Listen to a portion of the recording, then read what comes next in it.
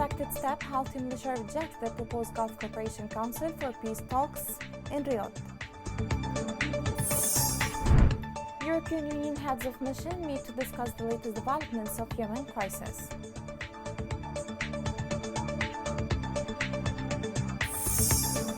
The ongoing war and government failure endanger Yemen's cultural heritage that has been extending over years.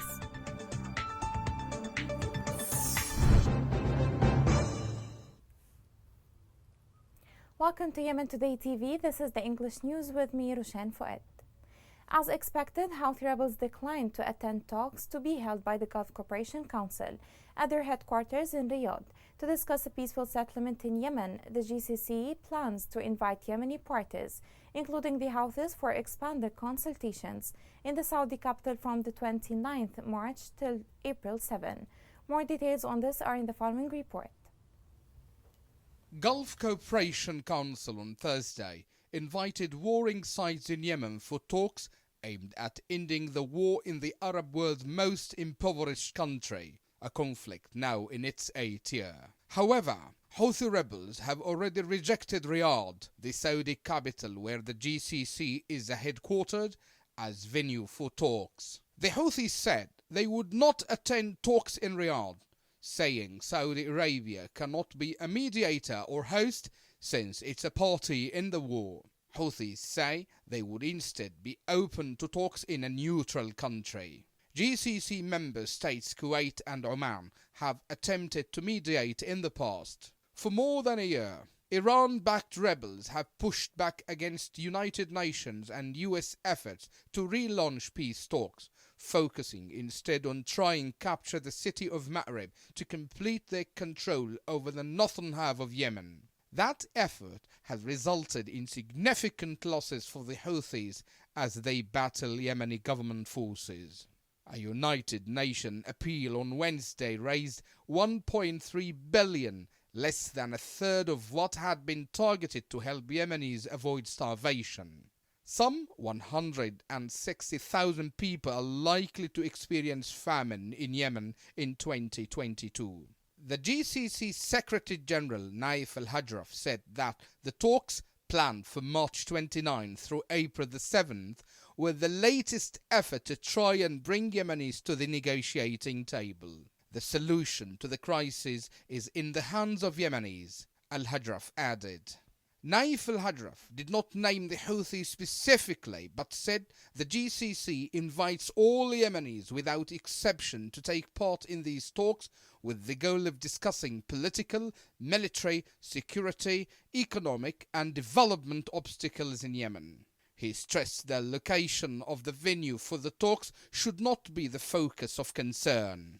The Houthis had already said Wednesday, following reports by Reuters about the GCC effort, that they would not take part in talks in Saudi Arabia. Without the militia at the table, it is unclear if any progress can be made. There have been no substantial peace talks since the 2018 negotiations in Sweden that ended in fighting in and around the port city of Hodeidah. European Union ambassador to Yemen held a meeting with the EU heads of mission in Riyadh to discuss the latest developments in Yemen crisis. The ambassador is looking forward to work as a European team to support the Yemen UN-led peace process, address humanitarian needs and contribute to longer-term development in Yemen. This comes amid the intensive consultations that the UN Special Envoy Hans Grunberg is conducting in Amman with delegates of political parties and with the latest initiative of the Gulf Cooperation Council to invite all warring parties for peace talks in Riyadh. The Yemeni parliament called on the government to provide it with details of the budget spent in the past year. The call submitted including an invitation to the Prime Minister to reveal the details of the actual budget implementation on the Council of Ministers at all levels. Joint forces destroyed Houthi gatherings, inflicting heavy losses on them.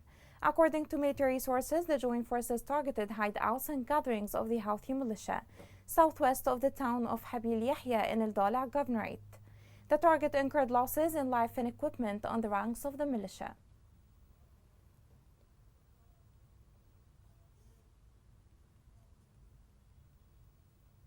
A number of Houthi militants were killed and wounded in a bombing at the Center for the Government Forces in Ma'rib Governorate. Military sources reported that the government forces launched a bombardment targeting militia vehicles on Sirwah front. According to the sources, the bombing led to the destruction of vehicles, killing and wounding a number of militants who were on board. Houthi militia has put Taiz city under tight blockade. Houthi snipers have been targeting innocent civilians across the city. Even old markets of the city like Qusayfra and El Samil have been targeted by the Houthi militia. The following report has more details on this. Many markets in the city of Taiz have been destroyed as a result of bombing by the Houthi militia since confrontations broke out in the city on March 2015. Among the most prominent markets that were destroyed by the Houthi militia are the Qusayfra camp and the Samil market. Other markets are located near the confrontation lines, which prompted residents to refrain from purchasing basic commodities. Markets were affected by the war. The Houthi militia has deliberately struck Qusayfra market and the Samil market as masses congregated at the marketplace to purchase commodities.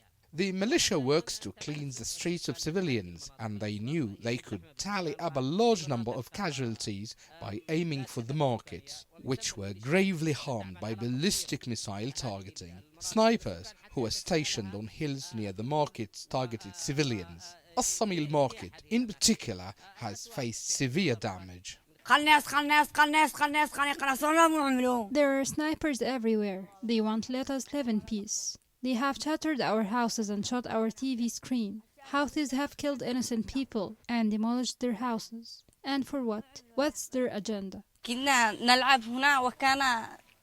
We were playing around when my friend Sabir got sniped in the chest. He was picking fruits from a tree with his brother and collapsed upon being hit with a bullet. I have to live in a constant fear of being shot. I can't walk down streets without fearing for my life. Civilians, including innocent children, remain the prime target of Houthi shelling and sniping, their lives lost to a barbaric agenda. Their trade doesn't escape unscathed either, with their livelihoods going up in flames at the hands of the Houthi militia. The Houthi militia kidnapped 2 female students in Sana'a. Local sources reported that the students were kidnapped while leaving their school in the center of the capital. The sources added armed militants kidnapped the 2 students after they took the final exam for the school year.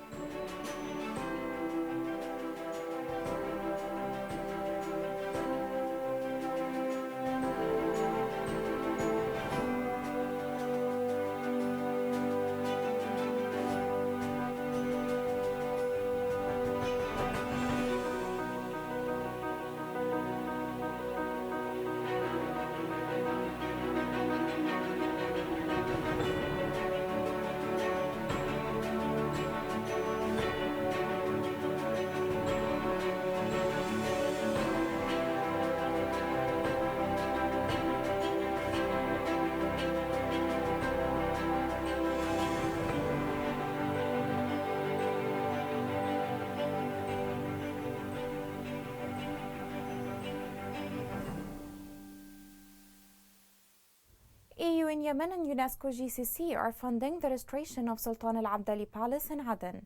Social Fund for Development stated the efforts are ongoing to employ traditional building masters and workers in the restoration of the National Museum, which was built in 1913.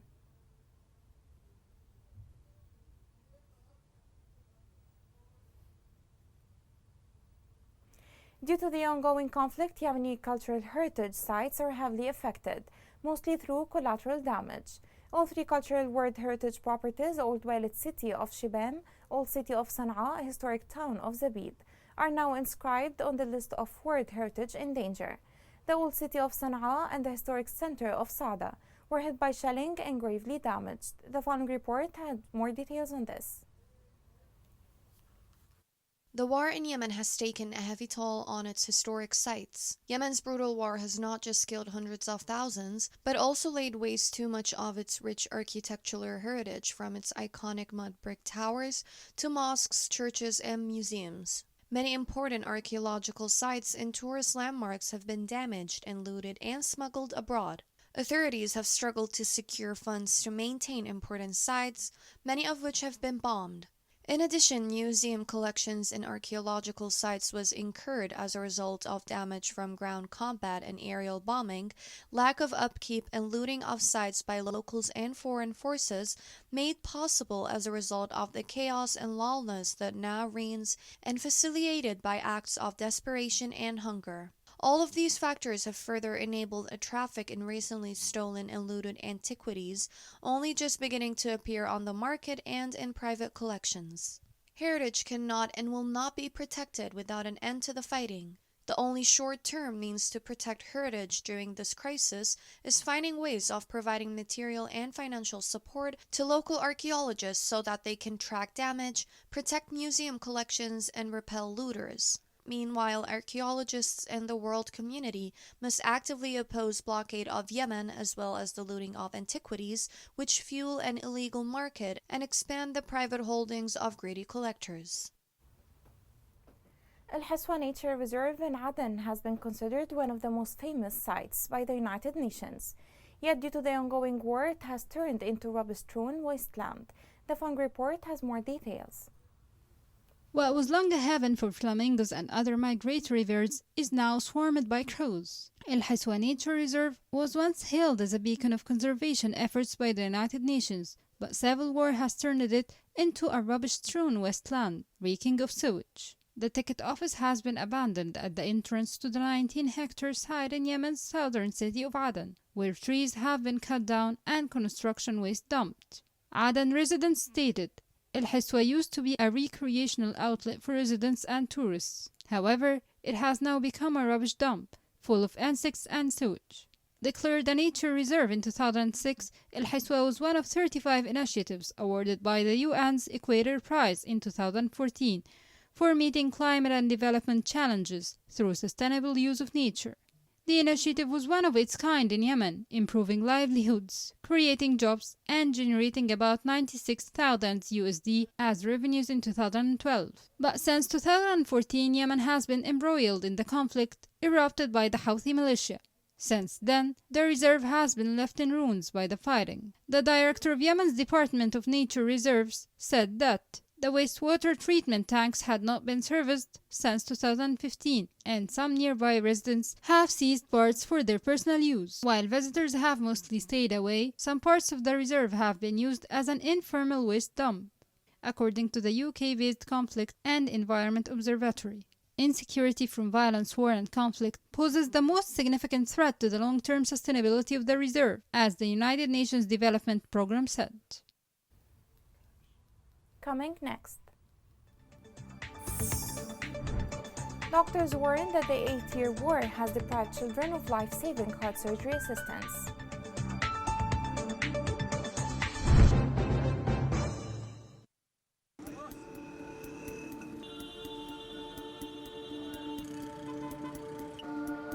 راتب الواحد 120 ألف والكيس الدقيق ب18,000 والكيس السكر اليوم ب20,000. كم يعني بيعطي هذا الراتب كامل كيس سكر وكيس دقيق؟ المواطن اليمني يعيش في أزمة إنسانية وغذائية مؤلمة من غلاء الأسعار وفحشة الأسعار وغلاء الصرف والعملة الأجنبية في البلد. حالتي الحين حالة لما خرج لما ندي 12 كيلو ما نقدرش ناكل الأكل داخل ما احنا بحاجة صعبة.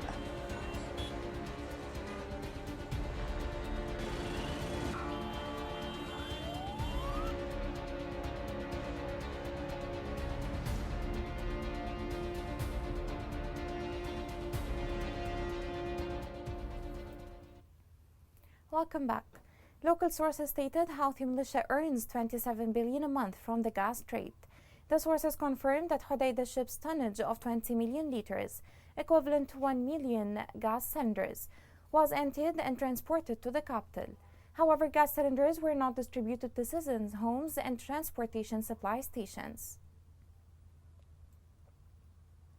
Transportation prices in Houthi-controlled areas have witnessed a significant increase due to the stifling oil derivatives crisis. Sources confirm that the militia is creating this crisis to promote the black market run by the Houthi leaders.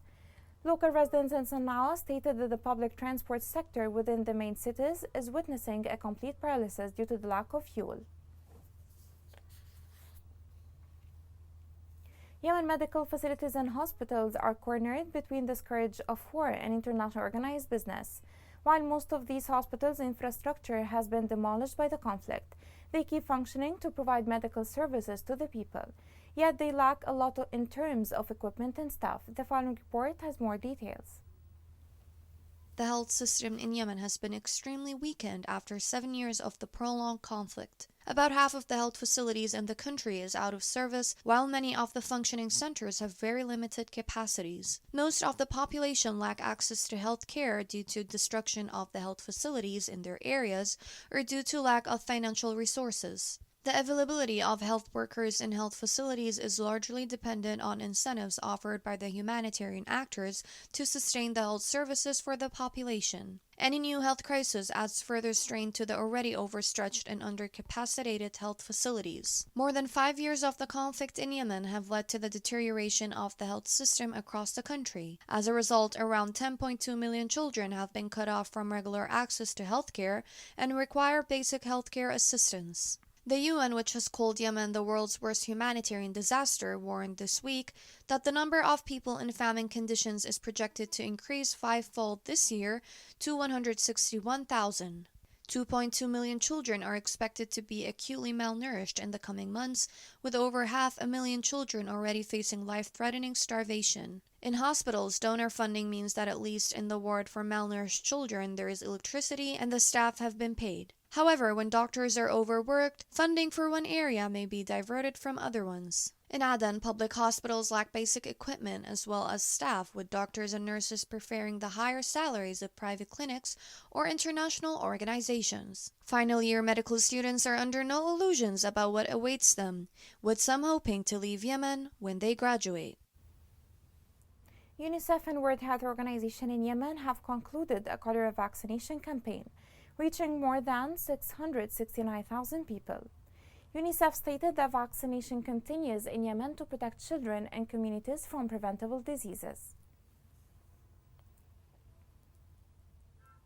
Yemeni children with congenital heart defect continue to suffer as hospitals lack basic equipment to cater to their medical needs.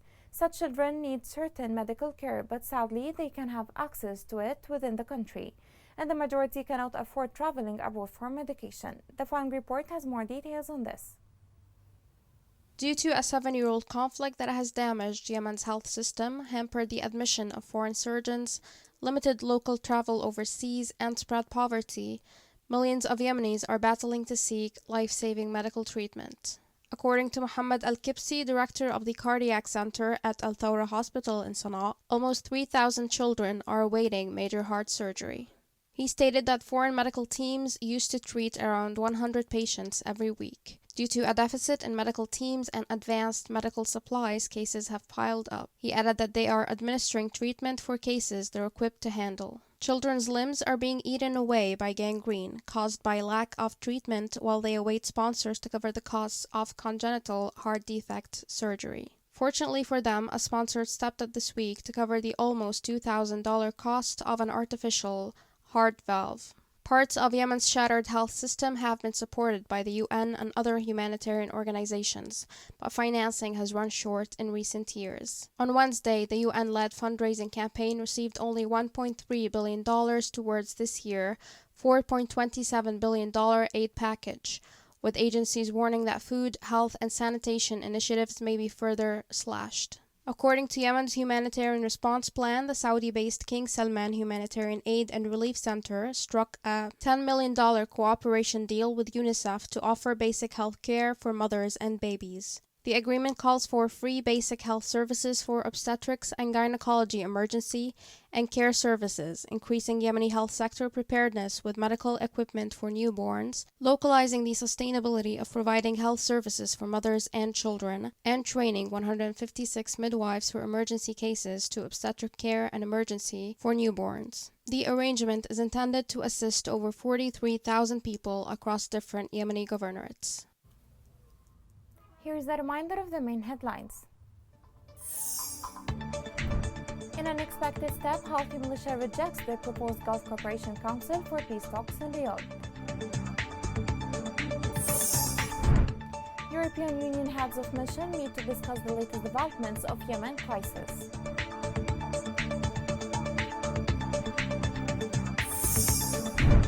The ongoing war and government failure endanger Yemen's cultural heritage that has been extending over years.